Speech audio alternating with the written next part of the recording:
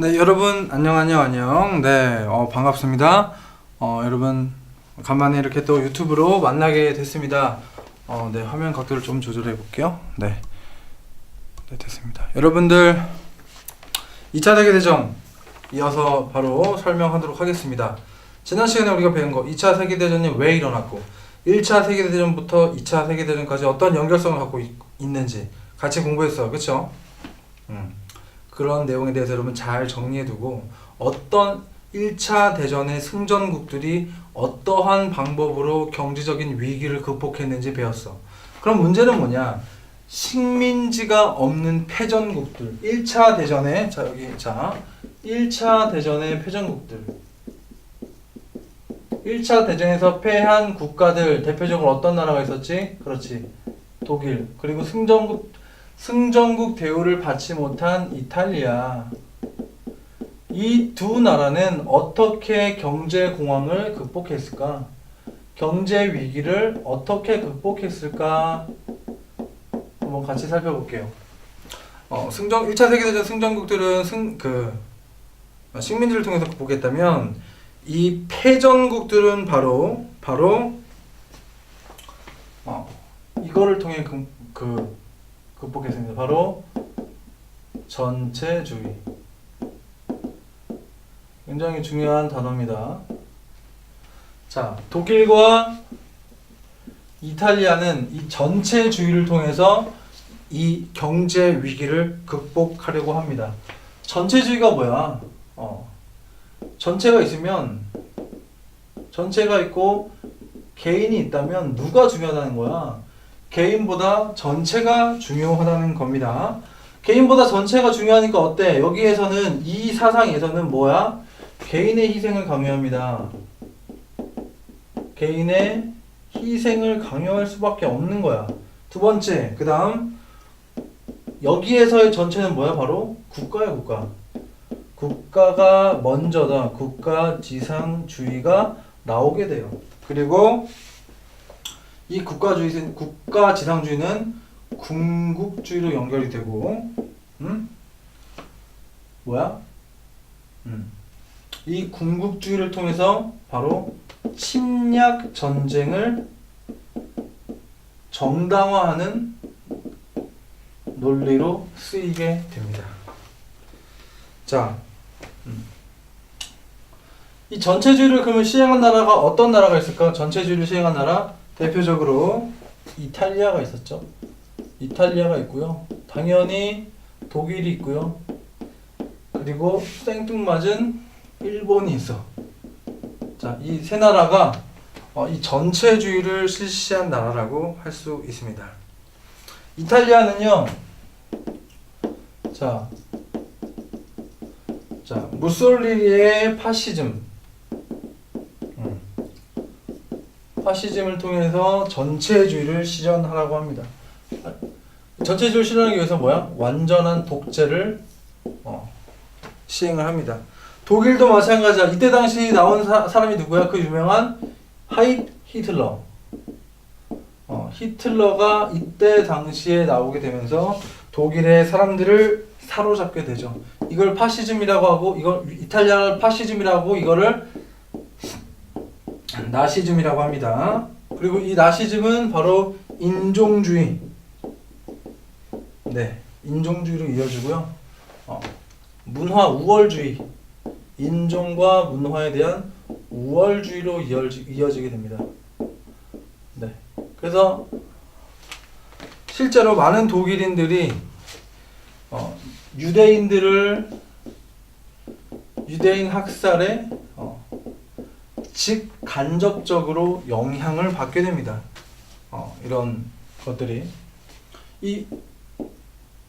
이거를 대표할 수 있는 여러분들 쉰들러 리스트라는 영화가 있어요. 쉰들러 리스트라는 영화가 있는데 굉장히 이제 독일이 어떤 식으로 유대인을 학대했는지 아주 적나라하게 보여주는 영화입니다. 기회가 되면 여러분들 수업 시간에 잠깐이라도 같이 봤으면 좋겠어요. 쉰들러 리스트. 어떻게 히틀러 혹은 독일 나시즘이 어떤 인종주의를 통해서 어떤 인종 우월주의를 통해서 유대인을 학살하고 그것을 정당화 시켜 나가는지 같이 한번 봤으면 하면 영화입니다. 자, 독일은 뭐야? 이러한 전체주의로 극복해 나가려고 하는 거야.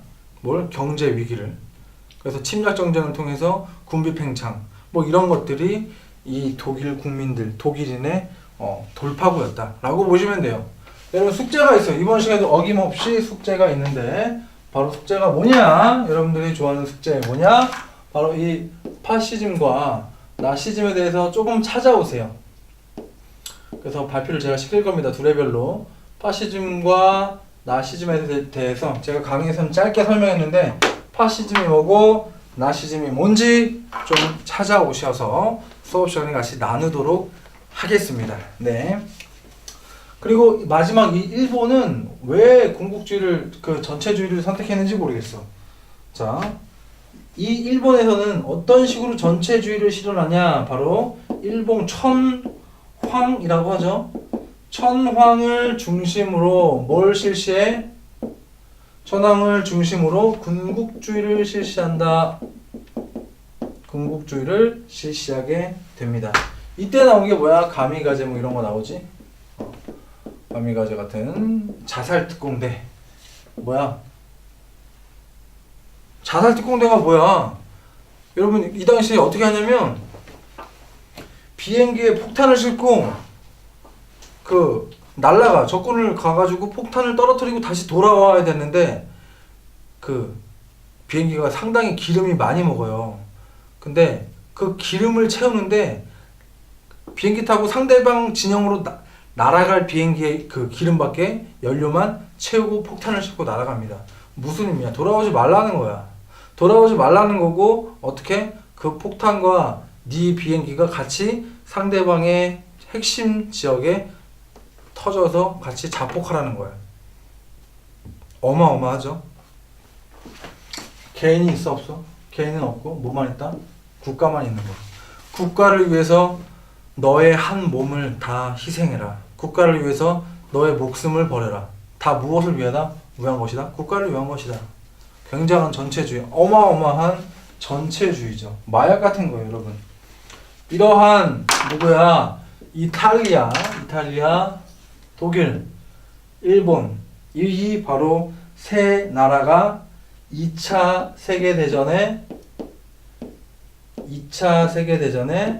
바로 원인들이다. 2차 세계대전의 시작을 알리는 나라들이었다. 이 세 나라를 통틀어서 뭐라고 합니까? 우리가 추축국이라고 해요. 추축국을 형성하게 되면서 2차 세계대전이 시작이 됩니다. 이 세 나라를 중심으로 말이죠. 아시겠습니까? 자, 2차 세계대전이 이렇게 시작이 됩니다. 이 추축국들, 이탈리아, 독일, 일본은 각각 나라를 공격하게 됩니다. 자, 제일 먼저 이탈리아는 어디를 공격할까? 자, 이탈리아는 어디를 공격할까요? 네, 에티오피아를 먼저 공격합니다. 에티오피아를 공격을 하게 되고 이걸로 점령을 하게 돼요. 네, 에티오피아를 점령을 하게 됩니다.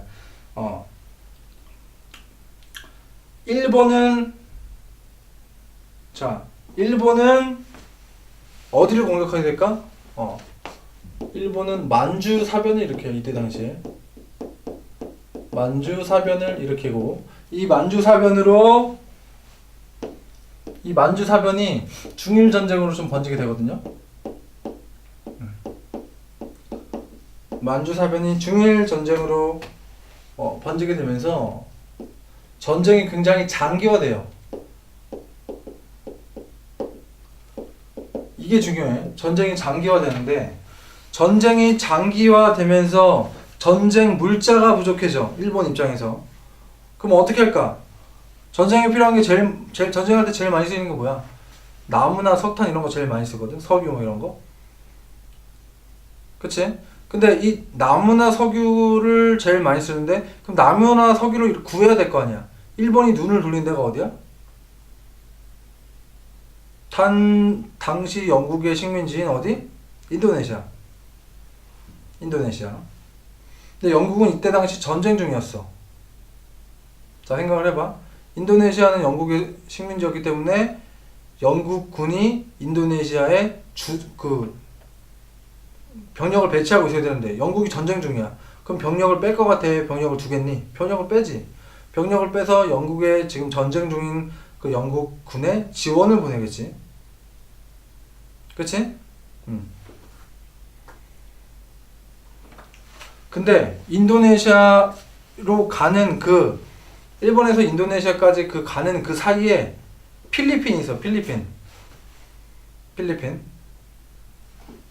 자, 필리핀은 이때 당시 누구의 수도였냐면 미국의 수도였어. 미국의 수도였는데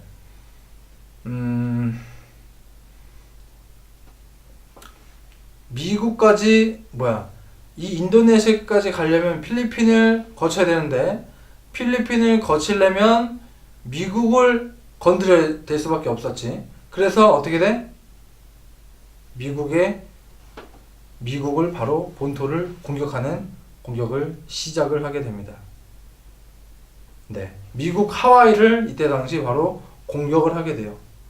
네, 그래서 이 하와이에서 미군이 철수하고 미군이 바로 이 전쟁에 들어오는 계기를 제공한 게 바로 일본이에요.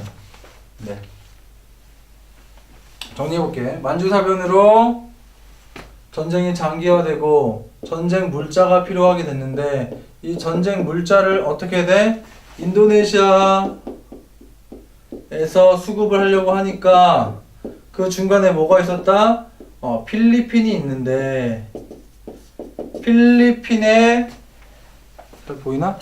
자, 네, 필리핀의 그 식민지는 누구였어? 미국이었어. 그럼 미국을 치지 않는 이상 이 인도네시아에 갈 수 있다 없다? 없다고. 그럼 이 인도네시아에 가기 위해서 미국 어디를 쳐? 바로 하와이를 폭격을 하게 되는 겁니다. 그러면서 미국은 전면전이 시작되지. 미국의 전면전이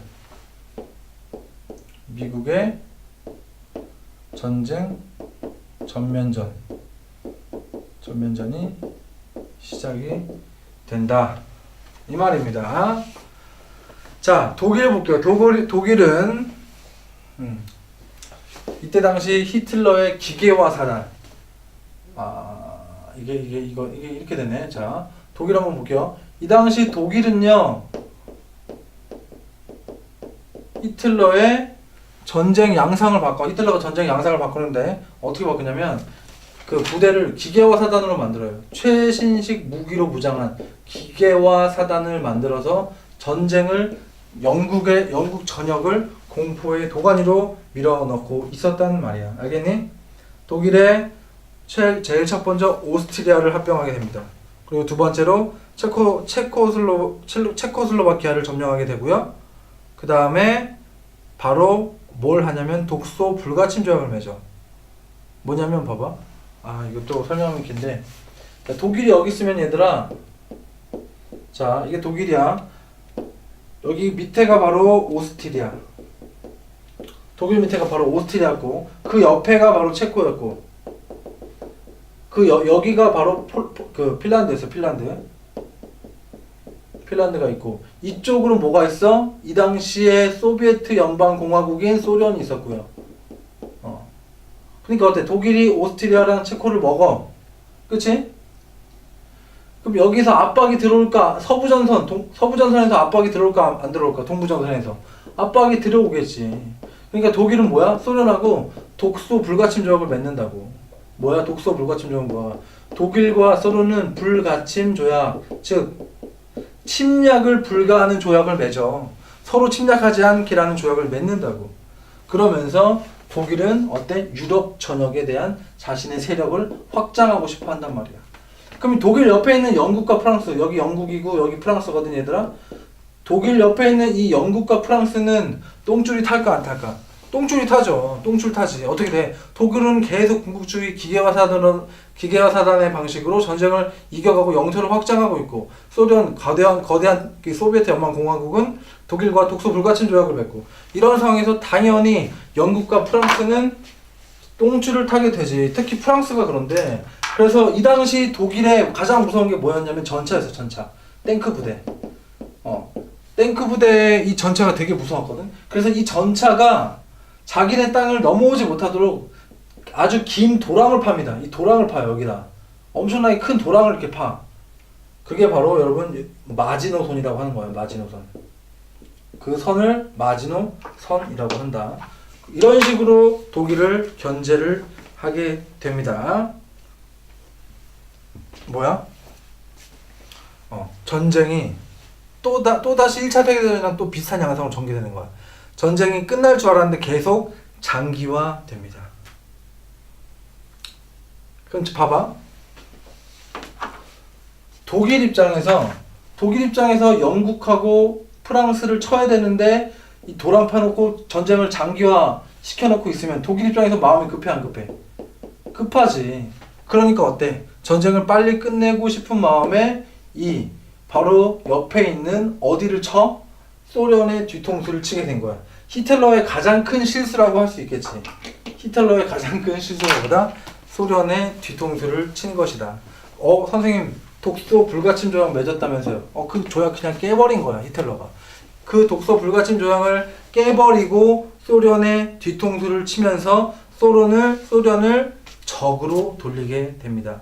소련의 그 브레스트 지역이라고 굉장히 이제 여러분 밴드 오브 브라더스 같은데 나오면 볼 수 있는데 소련의 그런 지역을 치게 됩니다. 그러면서 당연히 독소 불가침 조약이 해제가 돼. 독소 불가침 조약은 언제 맺었냐면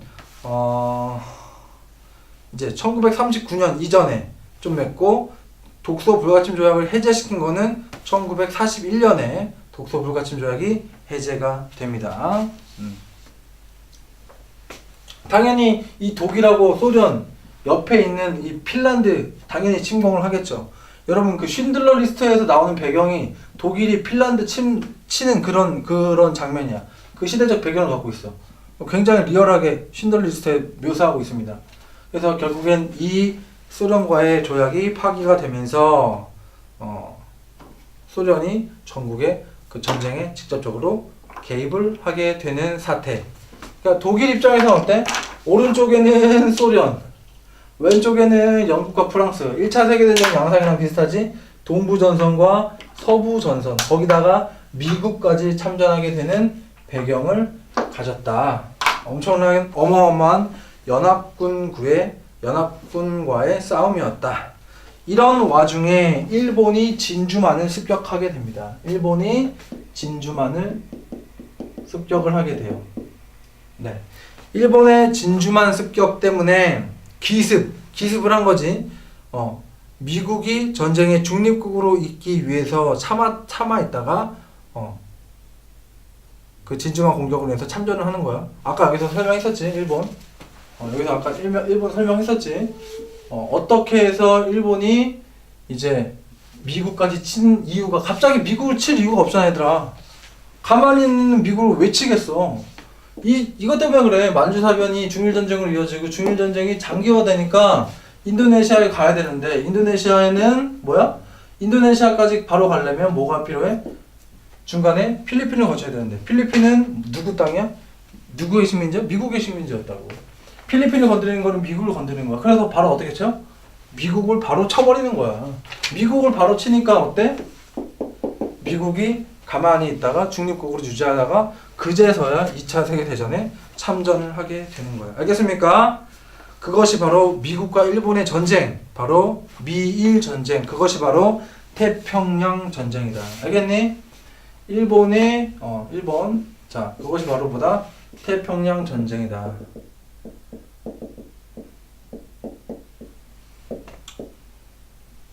네. 굉장히 유명해요. 미국과 일본 미드웨이 해전이라고 굉장히 유명한 해전이 있어요. 그리고 이제 소련하고 독일, 일본은 미국하고 전쟁하고 독일은 소련하고 전쟁하고, 이때 되게 유명한 전투가 스탈린그라드 전투라는 굉장히 유명한 전투가 있습니다. 선생님이 수업 시간에 그 기회가 되면 이 전쟁 영화가 있거든요. 그거 같이 좀 스탈린그라드라는 영화가 있는데 그거를 볼 수 있었으면 좋겠네. 굉장히 유명한 영화인데 그 영화를 통해서 알아봐도 재밌을 것 같아요. 미국이 참전하게 되면서 뭐다? 연합국, 즉 미국, 영국, 프랑스가 반격을 하게 돼. 여기다 한 나라가 더 합치지. 어떤 나라? 소련이 더 합쳐져서 완전히 독일과 프랑스와 이탈리아는 완전히 뭐야? 13개 열강들의 연합국들에 의해서 쌈싸먹히게 된다. 이러한 구조를 가지고 있다. 이때 당시에 이탈리아가 굉장히 무리해서 무솔리니 정권이 파시즘이 무너지게 돼요. 무리해서 그렇지. 그리고 프랑스는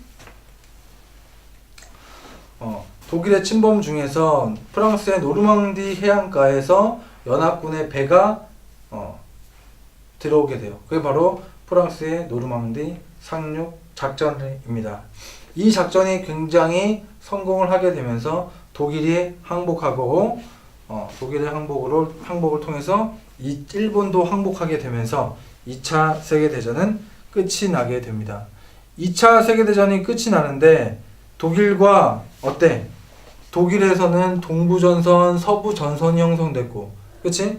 일본에서는 중일전쟁과 진주만을 통해서 독일과 일본은 무조건 항복을 하게 됩니다. 아시겠습니까? 1945년 일본이 무조건 항복할 때 유일무이하게 역사상 처음이자 마지막으로 핵폭탄을 맞은 나라가 됐죠. 네. 그래서 독일은 어때? 이 소련과의 전쟁에서는 독일에서 오른쪽은 소련 땅으로 갖고 가고 이 왼쪽은 미국의 영토, 그러니까 소련과 미국의 대립이 이 독일서부터 이제 시작하게 되는데, 독일이 이때 당시에 2차 세계대전 이후에 자본주의와 공산주의의 대립으로 쪼개지게 돼요. 소련은 뭐였어? 공산주의 진영이었고 미국은 자본주의 진영이었잖아. 그래서 독일 또한 봐봐. 독일 땅이 이렇게 있으면 너네들이 착각하는 게 뭐냐면, 독일이면 이게 독일이야. 독일. 이 동독과 서독으로 쪼개지게 돼요. 동독과 서독으로 쪼개지게 되는데, 독일의 수도가 어디야? 베를린이야. 베를린. 베를린 또한 어떻게 쪼개진다? 이 베를린이 동독 쪽에 있거든. 이 베를린 또한 반반씩 날아가는 거야. 수도 자체도. 여기는 뭐야? 동독, 동베를린. 여기는 뭐야? 서베를린. 오케이? 동베를린, 서베를린. 그러니까 완전 웃긴 거야 이게. 이 상태에서 여기 베를린 이렇게 수도면 여기는 미국 자본주의 진영 서독, 여기는 동독이야. 근데 이 동독 안에 있는 베를린인데도 반으로 나눠가지고 여기는 동베를린, 여기는 서베를린 이렇게 나눠진 거야. 독일이. 알겠어? 베를린 장벽은 어디에 있는 거야? 그래서 여기에 있는 거, 여기에 있는 거. 베를린 장벽이. 알겠습니까? 그럼 당연히 여기 있는 사람이 자본주의 국가니까 여기가 더 훨씬 부자지. 그러니까 장벽 타고 막 넘어오는 거지. 그러니까 교류가 됐기 때문에 어떤 통일의 원동력이 더 강했다라고 이렇게 말할 수가 있는 거예요. 네, 굉장히 긴 내용이었습니다. 제가 이제 중간중간에 좀 자세하게 설명해야 되는데 자세하게 설명하지 못한 부분이 있어요. 이제 그런 부분은 여러분들 영상을 보고 우리 같이 이야기해보고 혹은 영화를 통해 깨닫는 그 2차 세계대전에 관한 모습을 영화를 조금씩 제가 갖고 올 테니까 그런 거를 같이 보면서 2차 세계대전이 어떠한 과정과 어떤 전개 과정, 어떠한 배경을 갖고 실시됐고 어떠한 결과가 났는지, 그 다음에 2차 세계대전이 끝나고 나서 어떠한 특징들이 그 전쟁 가운데 있었는지 같이 알아보는 시간을 수업 중에 실시하도록 하겠습니다. 오늘 여기까지 하겠고요. 여러분들 수고 많았습니다. 여러분 수업 시간에 만나요. 안녕.